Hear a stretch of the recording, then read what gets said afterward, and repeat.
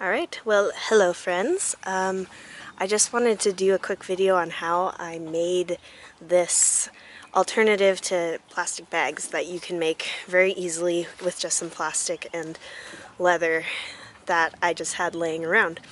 So, the first thing I did, I've got some stuff in here right now. If you see, it works really well for a handful of food like trail mix. I have been using this for outings and on the trail, and it's worked really well. And if I take this out, and it's even waterproof, so I can even use it to hold water. It could even be a good one of those collapsible dog bowls kind of thing. So the first thing I did to make it was I simply traced a dinner plate onto some canvas I had laying around.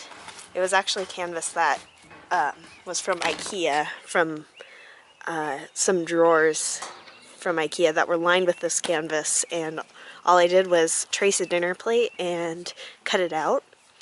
And after I did that, I sewed around the edges. Actually, no, I sewed it last. After I cut out the dinner plate, I used some raspberries to dye the fabric pink, and then after that I waxed it with beeswax. And all you have to do to wax fabric with beeswax is to melt it down and take a paintbrush, natural fiber paintbrush, and just paint it on. And I did it on this side, or no, I did it on the inside part because that's the part that I want to be waterproof. So I applied the beeswax with a natural fiber brush and then used a hairdryer to melt it into the fabric after it dried in brush strokes. And after I did that, I just cut these holes for the laces and sewed around the edge so that it doesn't come apart. And then laced it with just some leather thong that I had laying around.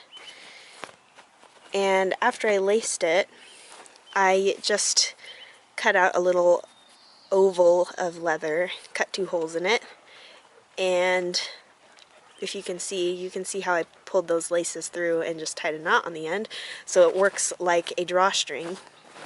And all I have to do to tighten it is push that leather oval in, and it closes up pretty well. And then after that, for more security, I can just tie it on the top.